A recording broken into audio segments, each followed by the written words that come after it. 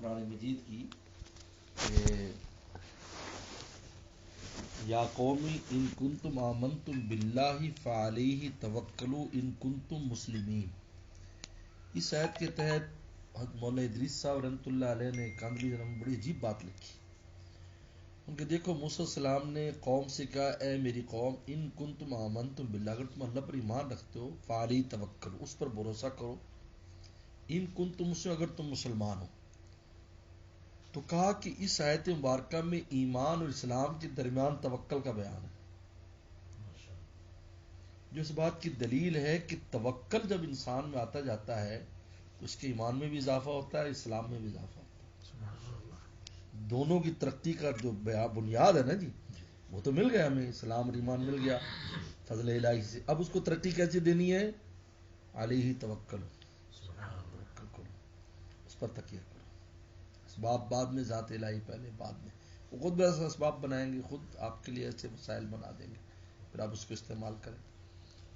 توکل کا اتنا اہمیت ہے تو قرآن میں کہیں بھی دیکھ لیں آپ تو معاملات میں توکل سے زیادہ اہم کوئی چیز نہیں، اور انفرادی زندگی میں تقوی سے زیادہ. آپ اپنی زندگی اس میں متقی بن کر رہے ہیں، آپ تقوی کے ساتھ راستے کھلے رہیں گے. اور معاملہ پیش آ جائے علیہ توکل، من یتوکل اللہ فہو حسبہ، اور میں کافی ہوں. اور یہ دل کا کام ہے، یہ کام دل کا ہے، اسباب ظاہر کا نہیں ہے. یہ دل کا کام ہے کہ آپ کا دل کا تکیہ کس پر ہے. اس لیے حدیث شریف میں آتا نا کہ انسان کو اپنے ہاتھ کی چیز پر اتنا اعتماد نہیں ہونا چاہیے جتنی ذات الہی پر اعتماد ہو. آپ چیز ہاتھ میں باوجود کہ یار یہ نہیں پتہ نہیں سرے چڑھے گی یا نہیں، جب تک وہ نہیں چڑھائیں گے. یہ حدیث شریف ہے. تو توکل جو ہے معاملات میں، توکل جو ہے فوراً متوکل ہو جائے، یار بس ذات الہی پر تکیہ کر لے. اور حدیث شریف میں آتا ہے کہ انا عند العبد ظنی بھی، جو بندہ مجھ سے جو گمان کرتا ہے میں ویسے اس سے سلوک کرتا ہوں. یہ بلکہ یہ بھی لکھا ہے کہ انسان یہ جو کرتے ہیں نا بعض لوگ کہ جی یہی کرتے ایسے نہ ہو جائے، ایسے نہ ہو جائے، کہا کہ اس قسم کی سوچ سے بھی فیصلہ اسی طرح کہا جاتا ہے. یہ بھی لکھا ہے، عجیب بات ہے. ہاں جی، یہ بھی نہیں کرنا چاہیے. یہ میں نے کسی اس کے اندر پڑھی کچھ عرصہ پہلے، یہ کہتے ہیں جی یہ ہو جائے گا، وہ ہو جائے گا، کہتے پھر اللہ تعالیٰ ویسے ہی کر دیتے. تو اس پر مجھے ایک واقعہ یاد آیا، تاریخ کا بہت پرانا، کبھی پڑھا تھا میں نے، کہ ایک آدمی، ایک عالم جو ہے نا وہ کسی شہر سے گزر رہے تھے، تو اچانک ان کو پتہ چلا کہ اس شہر کا نام تو جو ہے نا وہ علماء کا قبرستان ہے، کہ میں مر ہی نہ جاؤں. کہ وہ مر گئے، گزشتہ شہر میں فوت ہو گئے. الگ اچھی خاصی صحت تھی. تو توکل بھی ہوتا ہے ہونا عند العبد ظنی بھی. آپ نے جب توکل کر لیا بھی اللہ بس آپ کے علاوہ کسی نے نہیں کرنا، یہ سب یہ معاملات ایسے ہی ہیں، ہاتھ پاؤں جو مار رہے ہیں اصل تو آپ ہی نے کرنا ہے. یہ دل کا کام ہے یہ. اور انفرادی زندگی میں تقویٰ ہے انسان، یعنی جو ریگولر زندگی اس میں تقویٰ ہے کہ آپ تقوی سے رہیں، آپ کے معاملات جو ہیں وہ بہت اچھے چلتے رہیں گے، رزق روٹی جتنے بھی معاملات. اور جو کوئی کام پیش آ جائے، کوئی مسئلہ، پھر اللہ پر بھروسہ کرے، بس پھر ادھر نظر نہ کرے. آپ ادھر نظر کر کے گویا کہ بہت بڑی ایک طاقت سے آپ محروم ہو رہے ہیں، یعنی جو بالکل آپ کی مدد کے لیے آئی ہوئی ہے اس سے محروم ہو رہے ہیں آپ. اس وجہ سے آپ اسے محروم ہو رہے ہیں. عجیب بات ہے. یعنی ایک دفعہ ایک طرف تو یہ چار جگاڑ ہے جیسے مچھر کے پر والا قیمت، ایک طرف اللہ کی ذات ہے. اب آپ کو کوئی مسئلہ پیش آیا، اب جھاڑ جگاڑ پر تکیہ کر رہے ہیں، ذات الہی کو چھوڑ رہا ہے، تو کتنی بڑی طاقت کو چھوڑ کر کتنے کمزور کا سہارا لے رہے ہیں. تو کیسے کام ہوگا؟ ہو بھی جائے گا تو اس کا وہ نفع نہیں. جیسے کسی نے کہا جی بسم اللہ الرحمن الرحیم سے برکت ہوتی ہے، ہم تو بسم اللہ کے بغیر بھی کرتے ہو، کام تو ہو جاتا ہے. ان کا کام تو ہو جاتا ہے لیکن بے برکت والا کام ہوتا ہے. جیسے بغیر بسم اللہ کھا لیا پی لیا، وہ کھانے پینے پیٹ تو بھر دیا، لیکن اس سے جو نفع ہونا ملنا چاہیے وہ نہیں ملے گا. کیونکہ برکت کا معنی ہے کہ شے نفع بخش ہو. برکت معنی ہے شے کا نفع بخش ہونا، اور رحمت کا معنی ہے اللہ کا بندے سے خیر کا ارادہ کرنا. اللہ کی رحمت ہو یعنی آپ سے خیر کا ارادہ کر لیں. اور کس چیز کا خیر کا ارادہ؟ عجیب ہے، خیر کا یعنی جو آپ کے لیے خیر ہے. جیسے آپ طالب علم ہیں تو آپ کے لیے خیر علم ہے، آپ کے لیے خیر نہیں کہ آپ مال کمانا شروع کر دیں.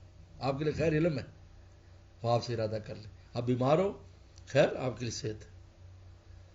آپ بے روزگار، آپ کے لیے خیر روزگار. آپ بے اولاد ہو، آپ کے لیے خیر اولاد ہے. یہ یعنی یہاں خیر لفظ ارادت الخیر، خیر کا ہر بندے کے لیے جو خیر ہے.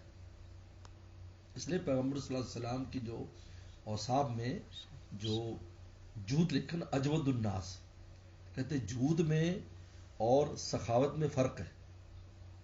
اسخر ناس نے اجود الناس، اللہ بھی جواد ہے. کہتے کہ جود و سخاوت میں دو فرق ہے. جود جو نا جو اجود جو جود کرتا ہے اس کو غرض نہیں ہوتی اگلے سے کہ مجھے کو اس کا ریورس ملے بلا غرض. تو پیغمبر اسلام جو امت پر جو کچھ کیا ہے یہ نہیں کہ امت سے کوئی غرض ہے کہ امت ان کو بدلے میں کوئی چیز پہنچائے. ہم دروشی وغیرہ اگر دروشی پڑھتے ہیں دوسری چیزیں کرتے ہیں تو یہ ہم اس کا بدلہ نہیں دے رہے بلکہ ہمیں فائدہ ہو رہا ہے اس کا. یہ حضرت تھانوی رحمہ اللہ نے درود شریف پر ایک عجیب بات کی، حیرت انگیز بات. کہتے ہیں کہ درود شریف میں بندے کا کوئی دخل نہیں ہم لوگوں کا. یہ اللہ تعالیٰ کا فعل ہے جو رسول اللہ کے ساتھ اللہ فرماتے ہیں. ہمیں صرف واسطہ بنایا نوازنے کے لیے. اور دلیل کیا دی کہ ہمارے اس میں کوئی دخل نہیں. دلیل یہ ہے کہ درود یقیناً قبول ہے. اگر بندے کی طرف سے ہوتا تو بندے کی بڑی بڑی نیکیاں مردود ہو جاتی، تو یہ کیوں مردود نہیں ہوتا؟ اسے مطلب ہے کہ ہمارا دخل نہیں، ہم تو نوازنے کے لیے بیچ میں ہیں. اصل اللہ تعالیٰ ہے اور رسول اللہ کا معاملہ ہے، ہمارا نہیں ہے. پھر ہمیں حکم دیا بھی تمہیں نوازا جائے تاکہ اس صدقے میں تمہارا بھی کام بن جائے. تو جود کا ایک معنی یہ ہے، جود کا ایک وصف کیا ہوتا ہے؟ جود میں غرض نہیں، سخی کا غرض ہوتی ہے کہ لوگ واہ واہ کریں، آپ کی کم از کم جزاک اللہ یا دعا ہی کریں. اور جود کا دوسرا معنی یہ ہے اعطاء ما ینبغی لمن ینبغی، کہ جس کو جو چیز چاہیے اس کو وہ دینا.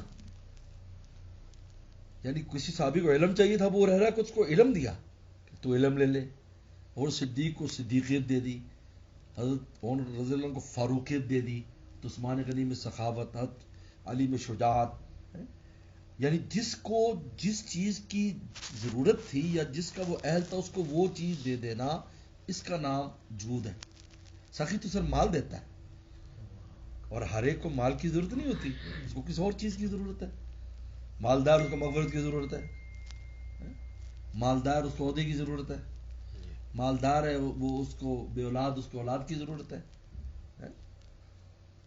تو اس لیے جود کا جو جواد اللہ نے نام جواد رسولت اجود کا، اسخر ناس نے اجود الناس، سب سے زیادہ اجود تھے. لوگوں سے کوئی غرض نہیں تھی، آپ جن کو نوازتے تھے پورے عالم کو نوازا آپ نے، کوئی غرض نہیں کہ اس کا کوئی ریورس ملے آپ کو. جس طرح اللہ میں نوازتے ہیں تو ہم اللہ تعالیٰ کو کیا دیتے ہیں؟ ہم تو فرائض بھی پورے نہیں کرتے. اور دوسرا کہ جس کو جو چیز چاہیے وہ دینا. اگر میں طالب علم ہوں، مثلا میں بنول ٹاؤن پڑھتا تھا، میں 8 سال وہاں رہا، تو وہاں رہنے کا میرا یہ مقصد نہیں تھا کہ جی مجھے وہاں مال ملے، مجھے یہ وہ ملے، مجھے اس سے کوئی غرض نہیں. مجھے یہ تھا مجھے علم ملے، کوئی میرا وہ علم کا وقت تھا. اب جب انسان بال بچے دار ہو جاتا تو پھر اس کو مال کی ضرورت پڑتی ہے کہ اللہ تعالیٰ اس کو جو نا دنیاوی طور پر وسعتیں دے، تاکہ وہ کہتے ہیں جی بڑی عمر میں جو ہے مال ملنا اس لیے بھی ضروری ہے کہ ایک تو وہ خود بیمار ہوتا ہے تو اس کو دوائیوں کے لیے پیسے کی ضرورت ہے، اور دوسرا اس کے بال بچے قوم قبیلہ خیش قبیلہ بڑھ جاتا ہے تو ان کے لیے بھی اس کو ضرورت ہے. لیے رسول اللہ نے آخری عمر میں مال مانگا، اللہ مجل جو ہے اوسع رزقی فی آخری عمری، آخری عمر میں میری رزق کی وسعت کر، تاکہ اس وقت اس ضرورت ہوتی مال کی. حضور صلی اللہ علیہ وسلم جو ہے پورے سال کا خرچہ ازواج مطہرات کو دے دیا کرتے تھے، پورے سال کا ان کے گھر میں خرچہ پہنچ جایا کرتا تھا. تو برکت جو ہے، جو چیز اگر بسم اللہ الرحمن الرحیم انسان سے کی ہے اور وہ کام ہو بھی گیا مثلا، ان میں برکت نہیں. تو اس لیے یہ توکل جو ہے بڑی اہمیت کا حامل ہے. اس کی مشق کرنی چاہیے، مشق سے آتا ہے. جیسے آپ کو کام پیش آئے تو انسان ہے ادھر ادھر دل جائے گا تو اس پر توبہ استغفار کر، اللہ مجھے معاف کر دے، میں نے اس کا سوچا اس کا سوچا، اللہ تو مجھے بہت معاف کر دے، میں تیری ذات کرنے والی ہے، پہلے تو تیری ذات ہے، تو دل کے نہا خانے میں بات بٹھائے کہ اب میرا اللہ ہی میرا کام کرے گا، پھر اسباب کے پیچھے جائے تو پھر اسباب خود اس کے پیچھے انشاءاللہ آئیں گے، خود آئیں گے اور خود آ کر کہیں گے جی تمہیں کی چاہیے، تو چنا خواہد خدا خواہد چنی، کہ جو تو چاہے گا پھر وہی رب چاہے گا، مید حسدہ یزدہ مراد متقی، اللہ متقی بندوں کی دلوں کی مراد بھی پوری فرما دیتے۔ یہ بہرحال اللہ ہمیں عمل کی توفیق دے، اس کی حقیقت ہمیں نصیب فرما دے۔